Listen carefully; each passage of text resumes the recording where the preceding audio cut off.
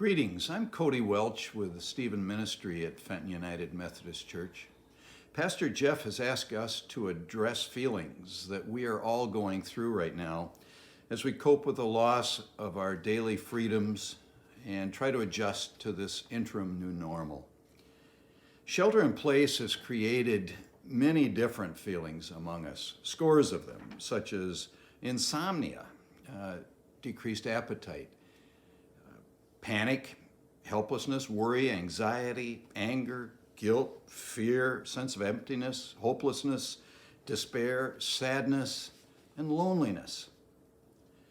Not only will we have one or two of these feelings or symptoms, but we could have many at once throughout the day. I want to assure you that you're not crazy if you have these feelings. What we're feeling is completely normal. And these are symptoms of grief. Grief is the product of unmet expectations. We didn't expect COVID-19 to have the impact that it has. The resultant loss of our lives, our way of life, and human life. Grief is an individual experience. There's no right or wrong way to handle grief. And you're in a normal place if you're feeling any of these symptoms. Your Stephen Ministry would like to share with you some tips for managing grief. This information comes right out of our training information, and we sincerely hope that you find it helpful. Recognition of grief is the first step in managing it. And now, let's hear from Judy Detry on that very topic. When someone mentions grief, we often think of the death of someone dear to us. However, we can grieve seemingly small things too. When asked how I'm doing, I quickly say, I'm fine. The truth is, I sometimes feel like I'm living in the twilight zone. Life these days is so different and kind of scary. You aren't allowed to go where you want or visit friends and family. In my situation, this year was going to be so exciting. We have 2 grandchildren who are graduating from high school, and plans were being made, and we were excitedly anticipating all the activities that would be going on. And now those events are maybe gone. At times I feel a little more than sad or disappointed.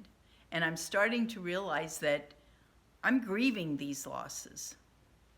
Maybe like some of you are too. We're all experiencing losses. We grieve the life we knew and the life we had planned. Let's discuss tips for taking care of yourself. You know, on an airliner, you put on the oxygen mask first and then you help others. So let's be kind to ourselves. Cut yourself some slack. None of us have ever been down this road before. Allow yourself to be sad or angry or fatigued. It's okay. Express your feelings. Have a good cry. You know, women are good at this. We men should be. Allow yourself to have a good meltdown. It's okay. Forgive yourself. And spend time with God. Seek some quiet time with just you and your Lord, and do this often. Pray to God and tell Him what you actually feel, and ask Him the tough questions. Dump on God. Be grateful. Spend 5 to 10 minutes every day with Him, thanking Him for all the things that you have, and count your blessings. Put Bible reading and devotion time in your daily routine. Stay focused on the hope that God has promised. Remember, we have a loving Father who is in control. Consider praying the Serenity Prayer. And remember, just because you feel abandoned by God doesn't mean that He has abandoned you. And talk with someone. Seek support from someone who really cares about you. Talking is healing, and unexpressed feelings can cause harm. Talk to family and friends. It'll encourage you. And do something fun. Listen to your favorite music and try drawing or other forms of art. It can be calming. Write down your thoughts, create your own essay, write a book, write letters to others. Get exercise when your body will allow, and spend time outdoors and witness the arrival of our seasons. Read, tackle a project that you always wanted to accomplish, and work towards some self-improvement goal in some way, such as an online foreign language course.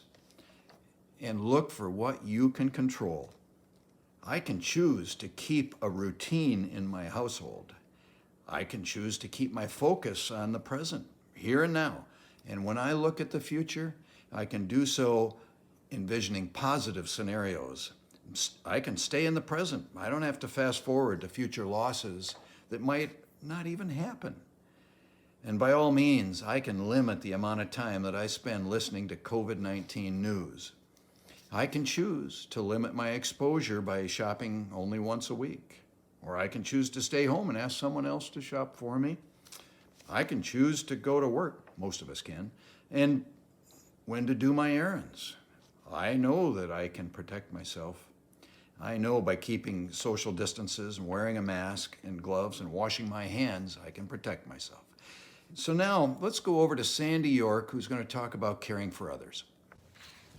Hi, I'm here with you today to share tips about caring for someone else. When we care for others, not only do we help them, we heal in the process. It helps our grief.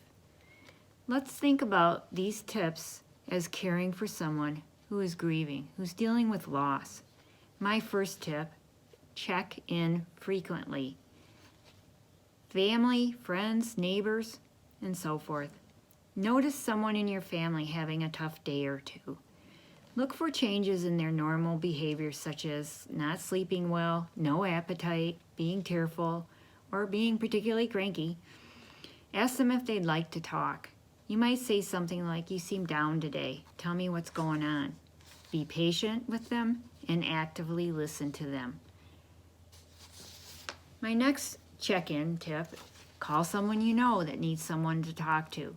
When you speak with others, always remember to listen. First, listen some more, and listen some more. Allow the person to express their pain and their experience before you try to encourage or problem solve. Allow them to cry or be angry. You might be their only outlet. Assure them that what they are feeling is normal. Next, I'd like you to challenge yourself to use technology, such as FaceTime or Zoom.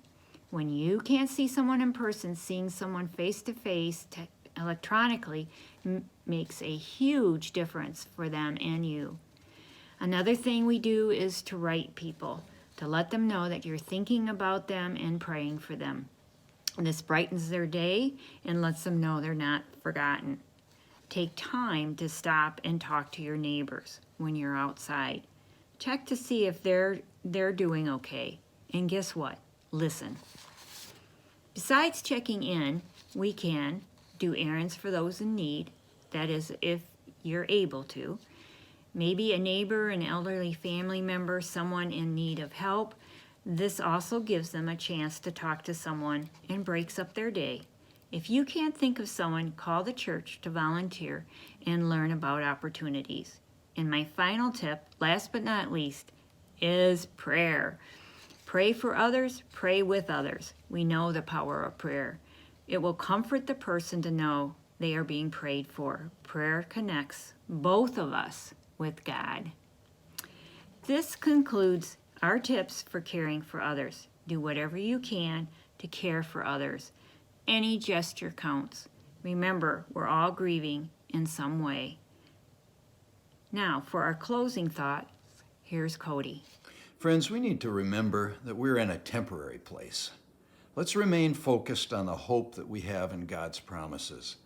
He knows everything that we're going through, and He's in control, and He will walk us through this valley.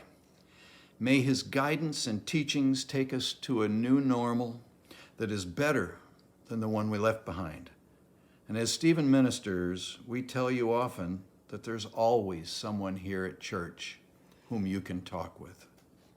Well, we know that the reality is that that's very hard to do, and we get that. But nonetheless, there is someone here willing to listen. And now, may God bless you. May God keep you safe. And may God make his face to shine upon you.